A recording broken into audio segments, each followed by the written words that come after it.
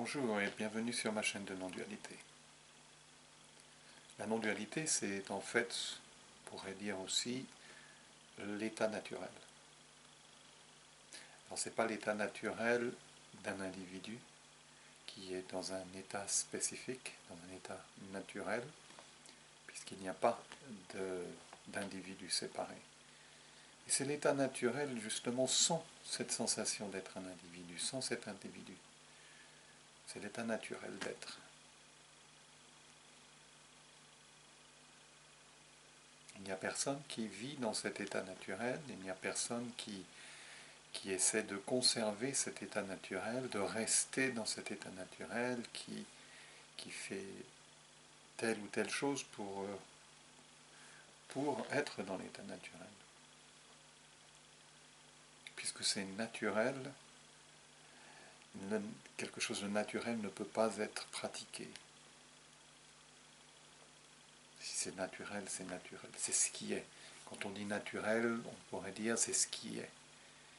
C'est pas quelque chose qui devient quelque chose, c'est ce qu'il est déjà. On ne peut pas devenir quelque chose qui est déjà tel qu'il est. C'est pour ça que ce message de non-dualité est vraiment, incroyable. C'est incroyable, c'est incompréhensible et c'est phénoménal. C'est phénoménal. Phénoménal, c'est le mot. C'est invraisemblable. C'est incroyable. Et en même temps, ce n'est pas cette expérience que c'est incroyable. C'est seulement dans le sens de cette petite rencontre ici qu'il y a une description disant c'est incroyable, c'est fabuleux, sans en être une expérience.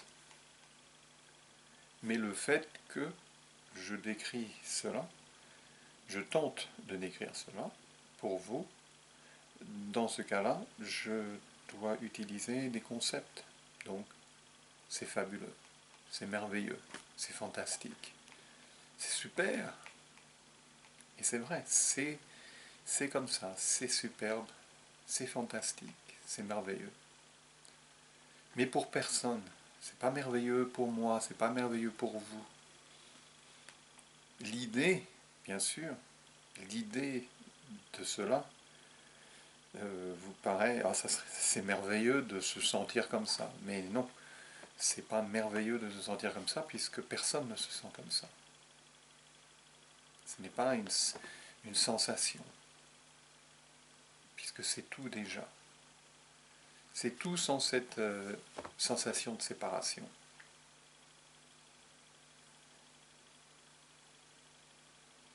Donc oui, c'est merveilleux dans ce sens.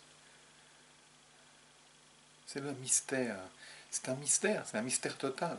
La non-dualité, la libération, c'est un mystère total. C'est absolument mystérieux, c'est absolument incompréhensible dans ce mystère.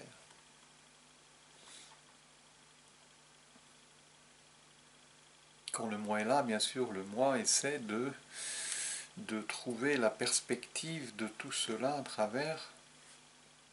à travers cet individu, à travers la perspective de cet individu. Et bien sûr, il ne peut pas. Il ne peut avoir qu'une perspective. Il ne peut qu'avoir un concept de cela.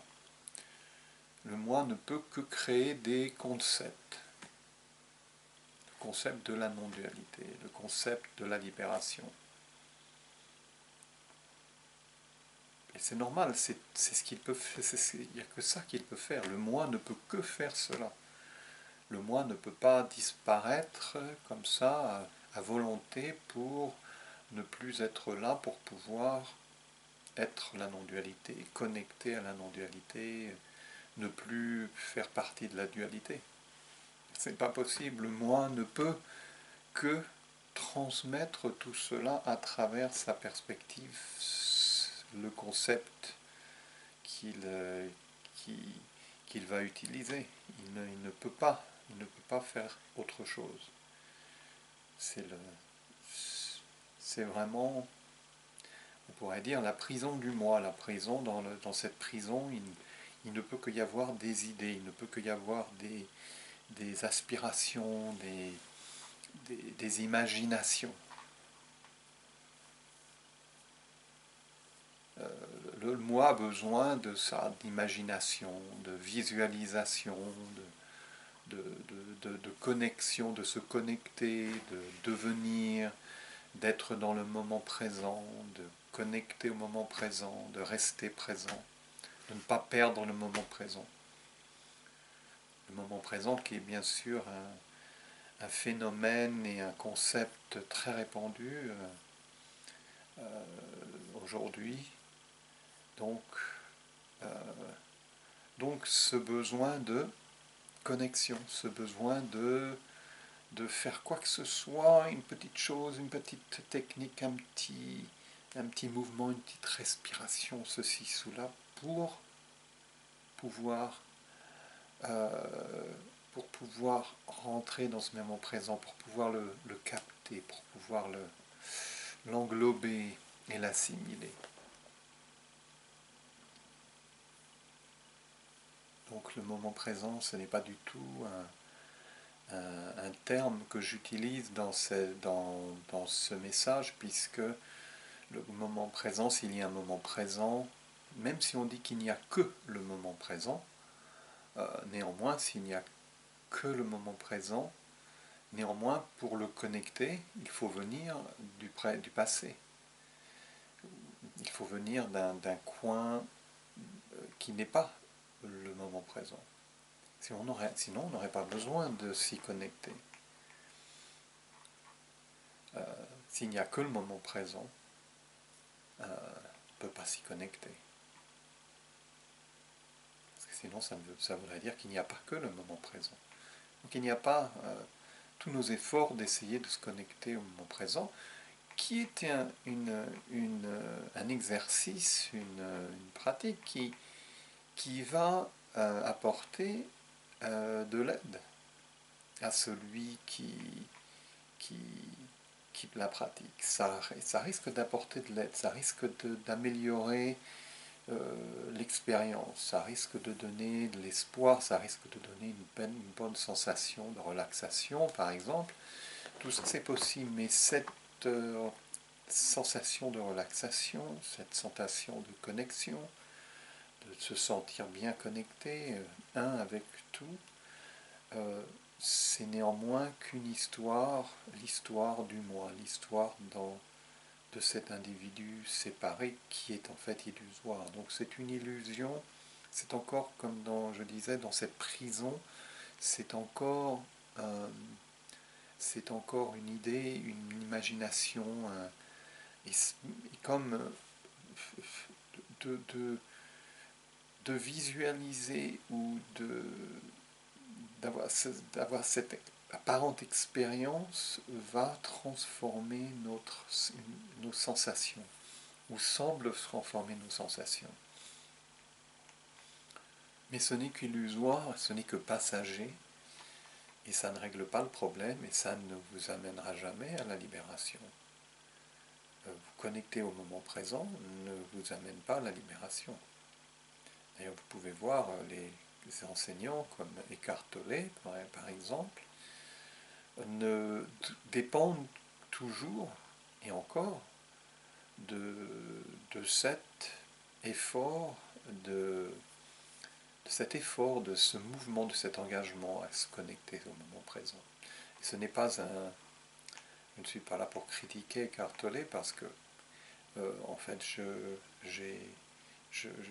j'étais engagé dans ce principe pendant quelque temps, donc et ça m'aidait dans mon histoire quand je n'avais pas encore, qu'il n'y avait pas une réalisation claire qu'en fait il n'y avait personne, et que donc personne, du fait qu'il n'y avait personne, il n'y avait pas une possibilité de faire ce genre de pratique. Mais à l'époque, je dois admettre que cet exercice, que cette pratique, que ces types de méditation, de respiration, tout cela, provoquait un changement, une amélioration. Et une espèce, ça avait l'air d'être une transformation. devait être répété tous les jours, régulièrement.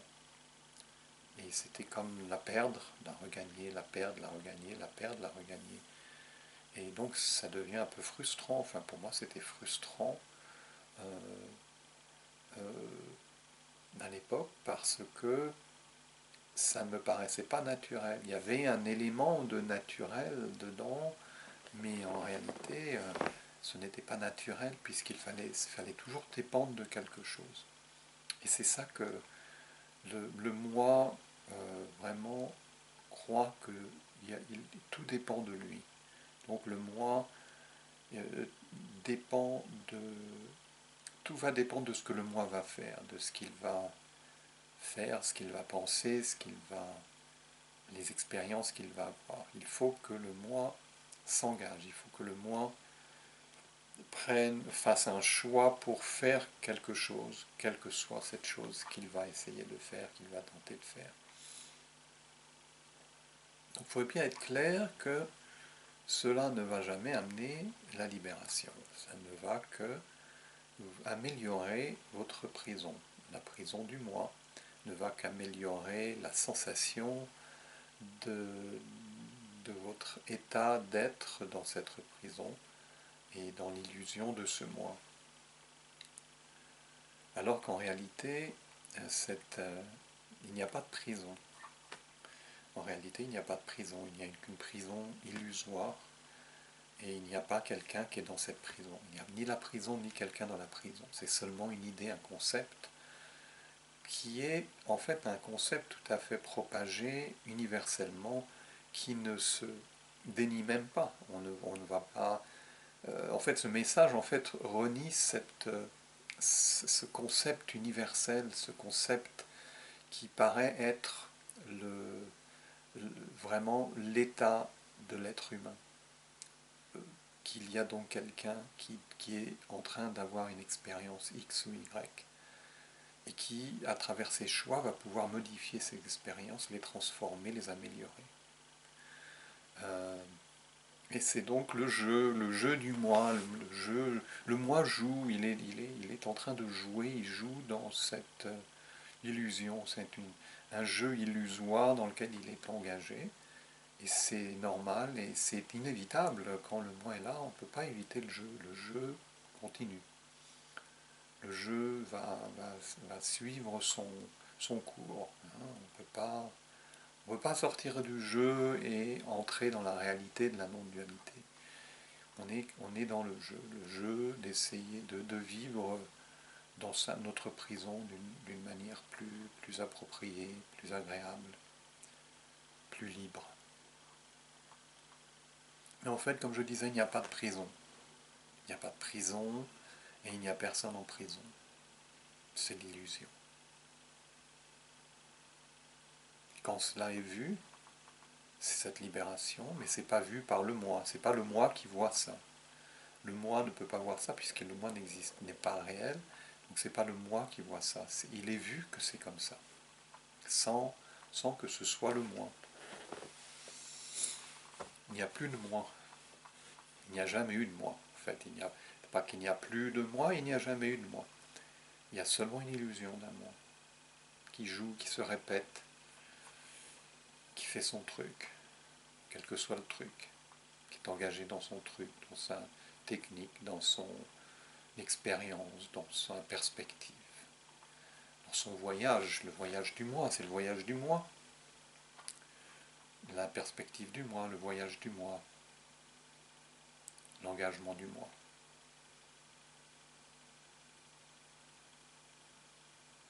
L'espoir du moi. Tous ces engagements créent l'espoir, hein, l'espoir de quelque chose, l'espoir donc de découvrir Nirvana, découvrir ce qu'on a en tête de découvrir, ce qu'on a dépend en fonction de ce que nous étudions, de ce que nous faisons. Donc c'est de donc en suivant une certaine technique, un certain engagement, on va donc arriver à quelque chose. Le nirvana, libération, illumination, relaxation, connexion, devenir un avec tout, avec l'univers, avec soi-même, avec les autres, avec ce qui nous entoure. Et c'est normal, c'est l'histoire du moi. L'histoire du moi qui est là, qui ne fait que se répéter.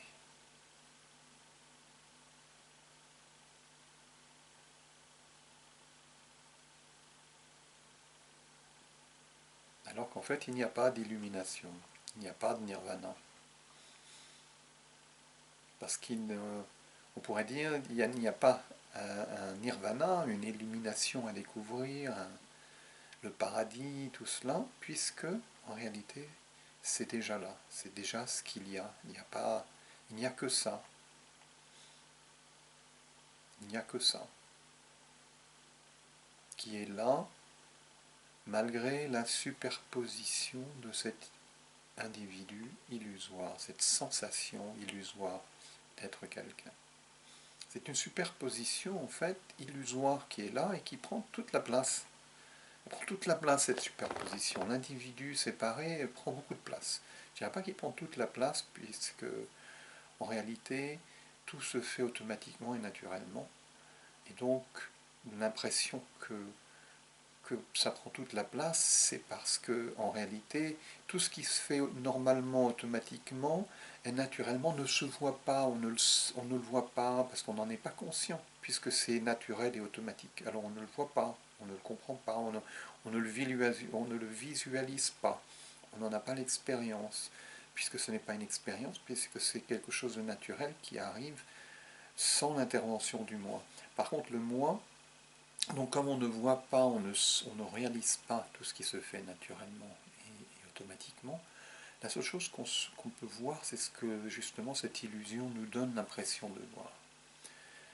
Mais en fait cette illusion ne prend pas tout notre temps, on a l'impression qu'il prend tout notre temps, pas parce qu'il prend tout notre temps, parce qu'on ne voit pas le reste.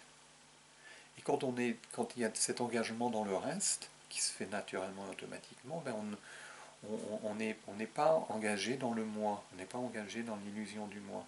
Et d'un seul coup, l'illusion du moi revient, intervient et dit « Ah, voilà ». Et là, d'un seul coup, il y a une conscience, alors que pendant un certain temps, il n'y avait pas de conscience. Donc, quand vous traversez la rue, vous avez peut-être la sensation « je traverse la rue ». Mais en réalité, vous ne traversez pas la rue. Personne ne traverse la rue, il y a seulement un mouvement de traverse de la rue qui se fait automatiquement et naturellement. Vous n'êtes pas conscient de toutes les étapes, tous les moments, tous ces petits moments. Ce n'est pas vraiment des moments dans le temps, hein, mais c'est toutes ces petites choses qui font partie de ce qui arrive naturellement, automatiquement, à travers que cet organisme corporel produit à travers le cerveau et tout ça, qui n'a rien à voir avec la conscience de soi. Le cerveau n'a rien à voir avec la conscience de soi. Le cerveau est quelque chose qui fonctionne, qui est il n'est pas un cas comme un enseignant disait, il n'est pas un créateur, il n'est qu'un réacteur, il ne fait que faire des choses, mais qui se font automatiquement. Donc la traversée de la rue se fait automatiquement, naturellement, avec des petites interjections du moi qui dit je traverse la rue, je regarde à gauche, je regarde à droite. Mais en fait, le moi ne peut voir que très peu, il ne voit qu'un tout petit peu dans cet engagement, dans cet événement, dans cette action de traverser la rue. Il fait vraiment presque rien. En fait, il est insignifiant, mais il a pas. Mais comme c'est la seule chose dont il se rappelle, donc c'est la conscience de soi qui se rappelle de ce qui était conscient. Donc, si on veut, qu'est-ce que tu as fait? Ben, j'ai traversé la rue. C'est le concept. J'ai traversé la rue. Mais pas dans. Il y a pas. Il ne voit pas tous les détails qui sont faits. Comment les jambes, les jambes, les pieds se sont bougés, des réactions qui sont naturelles et automatiques, de regarder vers la gauche, de regarder vers la droite,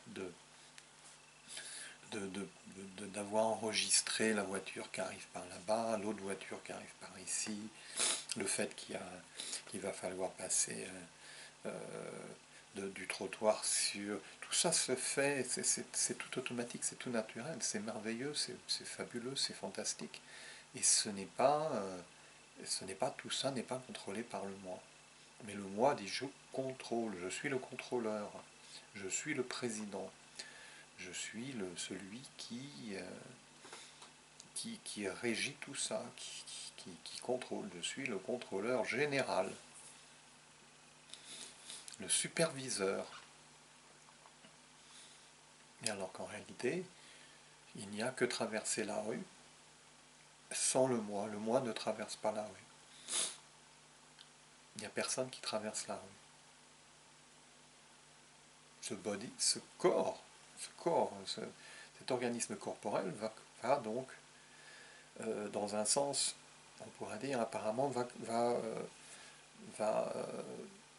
traverser la rue, mais ce n'est pas le moi qui est là pour le faire, Le moi n'a qu'une espèce de petite intervention qui est illusoire, qui est temporaire, qui est juste à un moment donné, alors que tout est fait, tout se fait. Et ça, c'est là le mystère de cette libération, le mystère de l'état naturel qui fonctionne tout seul très bien, très très bien, il est parfait. On n'a pas besoin donc de ces idées de grande intelligence.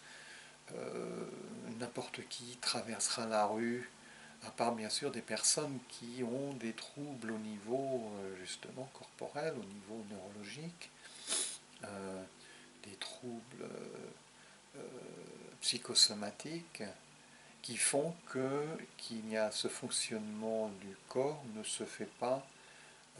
peut pas se faire parce que il y a un problème neurologique par exemple, et neurologique au niveau du système nerveux, au niveau des transmissions au niveau du corps qui ne se font plus, ou qui se font mal, ou qui se font trop lentement, je ne sais pas exactement, je ne suis pas un expert dans tout ça, mais en fait, donc, peut-être que ce genre de personne ne va pas être laissé seul dans la rue, puisque il va y avoir, du fait d'un problème, d'une issue au niveau du corps, la constitution du corps ne va pas pouvoir, ça ne va pas fonctionner tel que ça devrait fonctionner, tel qu'on est programmé pour fonctionner. Mais sinon, la majorité d'entre nous vont traverser la rue et on n'a pas besoin d'une grande intelligence. C'est l'intelligence de l'organisme corporel et même les enfants, les petits-enfants qui sont... des petits-enfants vont pouvoir, bon, bien sûr, ils apprennent aussi, il y a tout un conditionnement et des principes qui deviennent, qui se, qui se deviennent programmés à travers bien l'éducation, à travers la connaissance, bien sûr, pour savoir justement qu'il ne faut pas traverser avant tant que la voiture n'est pas passée, qu'il y a un espace, il semble qu'il y a un espace entre la voiture et nous. Si la voiture est trop près, il ne faut pas traverser. C'est comme ça, et on se demande quelquefois des animaux, est-ce qu'ils ont cette reconnaissance du danger de quelque chose qui s'approche? Oui, mais c'est instinctif, c'est pas quelque chose euh, qui est, qui est le fruit d'une expérience, le fruit d'une connaissance. C'est juste instinctif, le danger, de reconnaître le danger, et donc de l'éviter, d'avoir une action pour éviter. Certains animaux, ben, bien sûr, du fait que, par exemple, le hérisson, qu'on voit souvent sur les routes écrasées, parce que le hérisson, du fait de sa lenteur, n'a pas le temps et n'a pas la capacité de pouvoir éviter la voiture qui arrive parce que la rue est trop, la route est trop large et il n'a pas le temps de pouvoir l'éviter. Et, ou alors peut-être la biche qui arrive et qui est en train de courir et qui passe sur la route, peut-être qu'il va sauter au mauvais moment, juste au moment où il y a la voiture qui arrive. Donc c'est pas de l'inconscient, c'était trop tard. Un petit moment avant, peut-être il l'aurait vu et il aurait pu l'éviter. C'est tout automatique, tout naturel, tout, tout programmé, tout conditionné, c'est instinctif. Mais on l'oublie, ça, on l'oublie parce qu'on est en fait on est obsédé par cette conscience de soi-même et de cette impression d'être au contrôle. C'est une obsession. On ne voit plus rien, on est un peu aveuglé par l'obsession d'être un individu. On est un petit peu obsédé, ça nous accapare, en fait, ça accapare notre,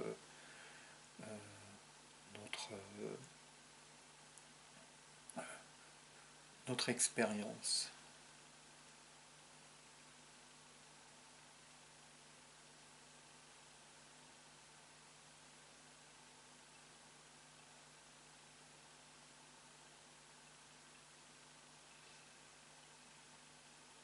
Et donc c'est l'état naturel dont on parlait, l'état naturel.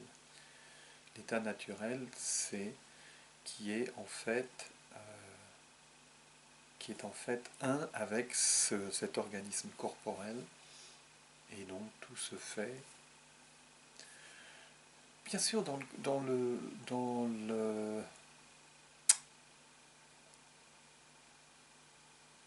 au niveau des aspects pratiques de la vie.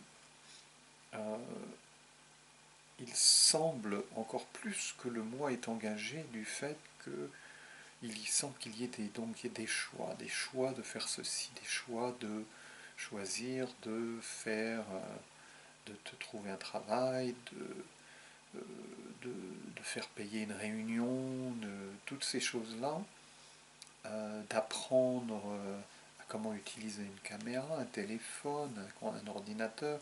Donc toutes ces choses se font et on n'a pas besoin d'un moi pour le faire. C'est aussi quelque chose de naturel, c'est automatique, ça se fait. L'idée de faire une vidéo apparaît. Ce n'est pas le moi, on n'a pas besoin du moi pour avoir une idée de faire une vidéo. On n'a pas besoin du moi pour apprendre à utiliser une vidéo, un enregistreur, un téléphone, ou comment après transférer la vidéo sur l'ordinateur et la mettre sur YouTube ou quelque chose comme ça pour l'afficher sur son site internet.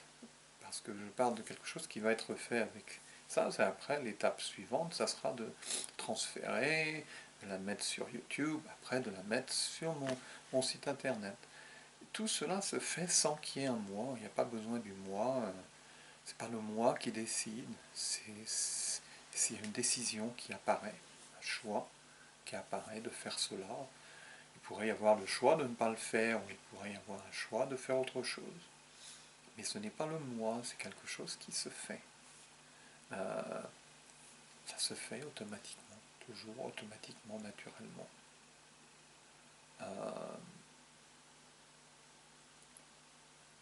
Voilà, c'est l'expérience du moi qui, comme je disais, prend beaucoup de place dans notre vie et qui accapare un petit peu tout. Alors que, alors que tout est là, tout fonctionne merveilleusement, d'une manière extrêmement efficace, extrêmement intelligente, qui n'a rien à voir avec l'intelligence du moi, c'est une intelligence qui se fait. Hein,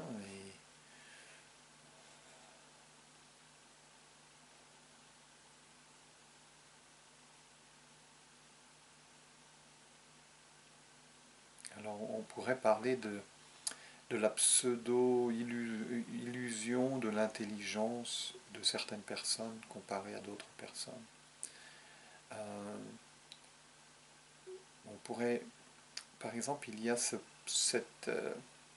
principe ce concept du moi supérieur, donc d'un moi supérieur, d'un moi plus élevé, d'un moi plus intelligent, qui découvre à travers justement la conscience de soi-même et à travers donc des démarches de toutes sortes. Et donc il semblerait que ces personnes sont plus intelligents que d'autres. Mais en réalité, c'est une intelligence qui apparaît seulement dans cette illusion. Et donc c'est pas vraiment une intelligence dans le sens, puisqu'en fait c'est vivre une illusion, c'est en fait suivre une illusion, donc c'est pas très intelligent dans un sens de suivre une illusion quand on y pense. Et donc il y a le moi élevé qui fait ça, et puis il y a le moi beaucoup plus bas, le moi euh, donc primitif, lui est engagé surtout, donc enfin, un moi ou les personnes considérées donc des mois un petit peu primitifs parce qu'ils ne sont pas engagés justement dans ce genre d'idées, de principes, de développement, de croissance de moi, de la conscience de moi-même, tout cela, et qui sont plus surtout et seulement engagés dans des choses pratiques, de survie. Et c'est normal, c'est pas une question de bassesse de l'individu, c'est vraiment l'état naturel de l'individu qui survit, et dans cette société, dans ce système dans lequel on a évolué. Donc,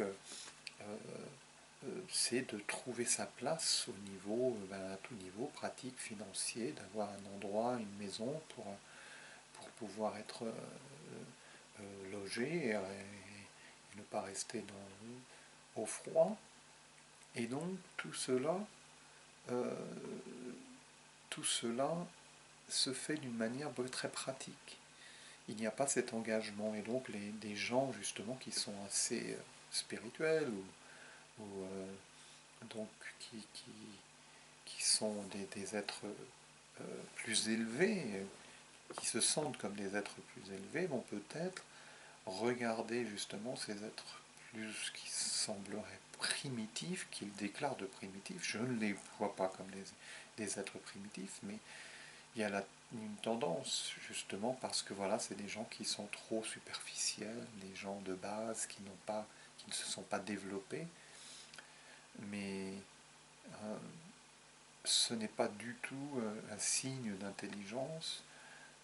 C'est une certaine intelligence, c'est une espèce d'engagement, un engagement spécifique, voilà, qui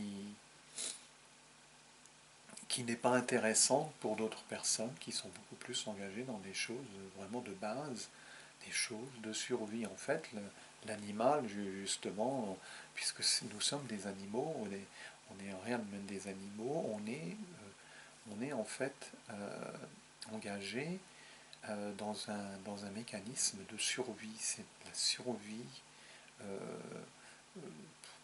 comme les animaux doivent survivre et manger, se protéger et vivre, se trouver un refuge.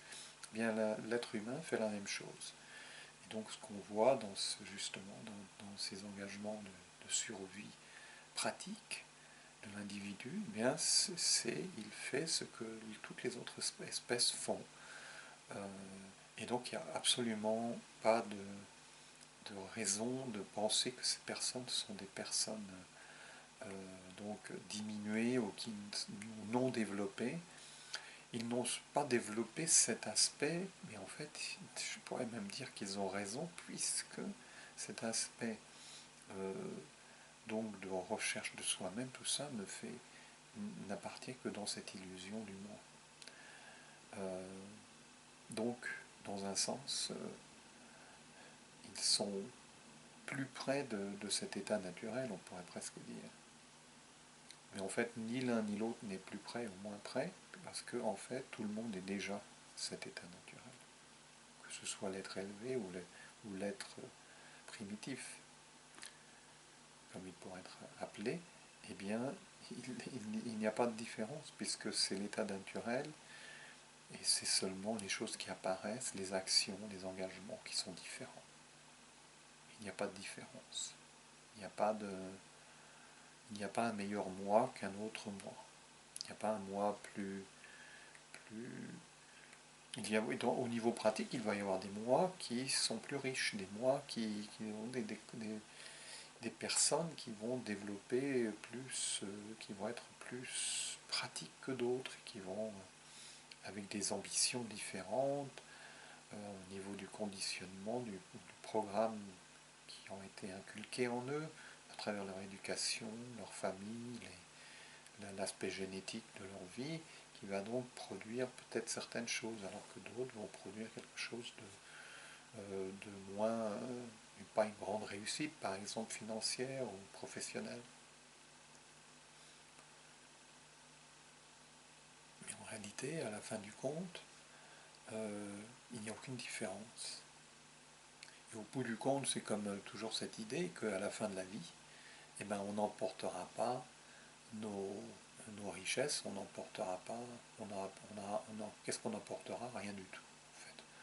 On n'a rien à apporter, il n'y a que l'état naturel, il n'y a que ce qu'il y a, et en fait, on n'amènera rien. Et l'idée que notre développement aujourd'hui nous suivra dans le futur, c'est juste une idée, c'est juste une illusion, c'est une histoire qui n'aboutira pas, qui s'avérera en fait l'illusion qu'elle était. Mais cela ne se voit, elle ne se voit pas vraiment, mais elle disparaît au moment de la mort. Au moment de la mort, ces histoires disparaissent, le moi disparaît, l'illusion disparaît. Et il n'y a plus que ce qu'il y a, l'état naturel.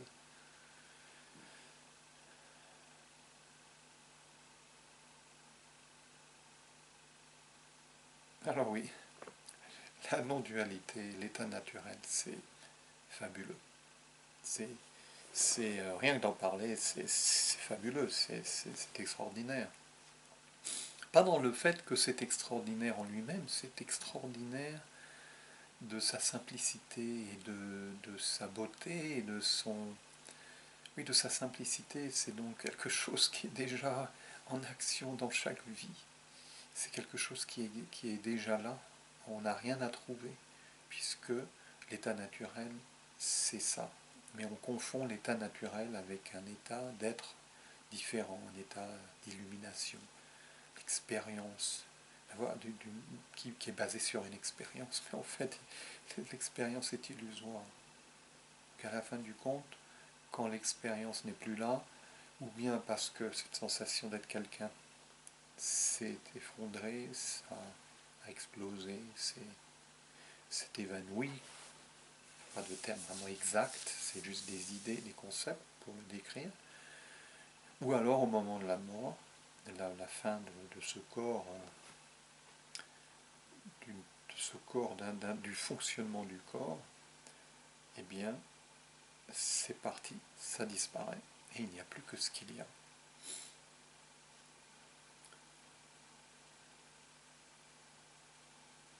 Et bien voilà, je vous souhaite une très bonne soirée et merci d'avoir écouté cela. Merci de vos commentaires, questions, critiques, quoi que ce soit. Merci d'avoir participé et je vous souhaite à bientôt et merci, à bientôt, au revoir.